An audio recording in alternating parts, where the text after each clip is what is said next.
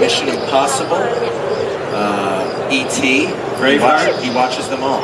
Okay, very nice. All right, so let's get started without further ado. Ladies and gentlemen, seriously, please take a seat. Come a little closer. Don't be shy. And we know that sometimes some of these issues may seem a little personal at times, but not to worry. We're going to take care of that. So let's do it. Here we go. Ladies and gentlemen, my name is Phil Hirsch, along with Dave Fiorazo. We're here from the Bidet booth. Thank you so much for stopping on by. Hey. You know, maintaining a healthy lifestyle is very important, and we're going to cover that right away. That's right, Doc. That's right. There are three essential aspects to being healthy. One, of course, is eating well. Correct, sir? One is sleeping well. And you know what the third one is? Technically, it should be number 2. I don't know what that... Defecation. Yeah, you should be pretty regular. That's right. So think about it, folks. Defecation is just as important as the first two previously mentioned. Now, believe it or not, half the population over the age of 50 have some kind of a rectal or anal disease. So it's certainly in the U.S. Yeah. In the U.S. You know, it's no laughing matter, but I don't have to worry because everything comes out okay the other end. According to the National Institute of Health, she got it. Yes, she did. We're going to encourage you to switch to Ultimate Health. Yes. Also, we were talking about hemorrhoids and irregularity earlier. 8 out of 10 people suffer with those kinds of symptoms. And you know what's really sad? Actually, the German word for irregularity is far from pooping.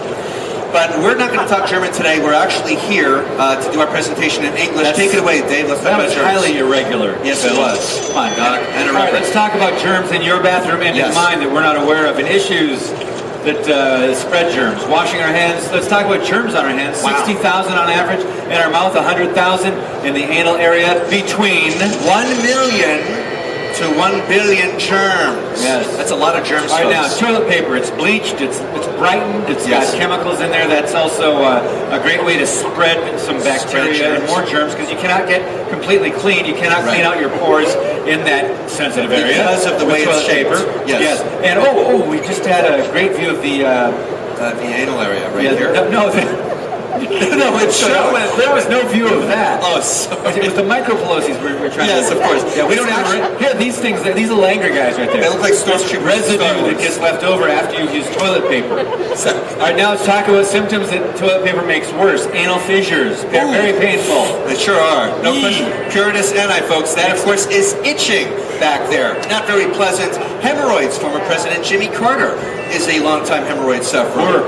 Anal fistula, swollen anus. Try working a 9-to-5 gig as a secretary with that. And of course, we're also talking about pus in the undergarment. Not very pleasant. All right, now, we don't get as clean as we think we are with toilet paper. Other people that have a hard time getting clean, pregnant women, if you think about their mobility is lacking. Children, trying to as they make a mess too. Senior citizens and the elderly, and of course, people like the Michelin Man. Yes, the Stay Puft Marshmallow guy. Obese people. Yeah, these people have a hard time on the toilet. Now, the bidet is also beneficial for anyone that's had a surgical operation, especially a back, extreme back pain, paralytics, amputees, people with Parkinson's, paraplegics, handicapped, sciatica. All these people are going to benefit from a bidet, and we're going to show you right now how to switch to Ultimate Health. Some details of KBIS bidet. Right now, we'll start with the heated seat. I live in a colder climate, the frozen tundra. The frozen tundra is not the only thing that's frozen. The bathroom as well. It's cold in the wintertime. Yes, it is. So, and my wife has a harder time on a cold seat than I do. Let's talk about the advantage of having a heated seat from KBIS. Yes. They heat it up to body temperature 98.6 degrees. That's right. Wow, is right. And Phil's going to show you how that works. I sure will, ladies and gentlemen. What's great about the KBIS bidet seat, first and foremost, it is safe, so you're not going to burn your buns. Okay, that's important. The only time you should burn your buns is if you're grilling burgers. No, you should toast your buns. Or toast them. Not burn them. Also, keep in mind we have a heating line within the seat itself. And again, it takes only 10 to 20 seconds for it to warm up to 98.6 degrees. That, of course, is our body temperature. But here's the best part. It's got 3 different settings. That's the bottom line. So, Dave, let's talk about those 3 different settings with the water temperature. Yes, there are also 3 settings for the water temperature to warm that up as well. And this is a typical generic brand of conventional heating system on a bidet. It takes 5 to 6 minutes. On a KBIS, because it's an instant heating system, it's 1.3 seconds. That's like regular coffee and espresso cappuccino. Or Al Pacino. Now explain how fast that heats up, Dr. Phil. I sure will, people, okay? First of all, ladies and gentlemen, here's our heating system. Now, within the ceramic heater, we have metal coils that are made out of a special material called tungsten. Now, tungsten heats up very fast and stays hot. How hot, you say? Try 1,500 degrees Celsius or 600 degrees Fahrenheit if you're Canadian like myself. That's hot, eh? Yeah, oh, no doubt about it, for sure. So, ladies and gentlemen, it takes a mere 1.3 seconds. That's real fast, eh? That is. You'll be whistling Duda in no time. So again, it's just 1.3 seconds.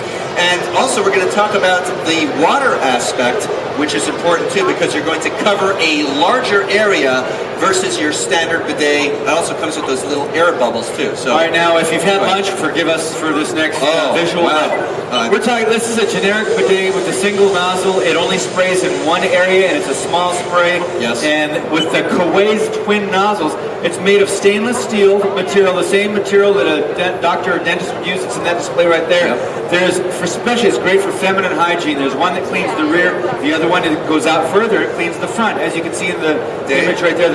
Yes. Oh yeah, I was going to say, I think she suffered from a case of deja poop. What is that book you have anyway? Oh, it's actually called What's Your Poo Telling You? That's right. But we'll get about that a little bit later. Yes, but we digress. Yes, we do. So again, folks, feminine hygiene. Obviously, men and women are shaped differently. That is a fact of life. So in this case, because these nozzles are constantly moving, you yourself do not have to move. You can stay stationary. That's good. Very important. The rear nozzle cleans, obviously, the rectum, the anus area, and of course the frontal nozzle covers the vaginal area. So you're talking about 100% being clean.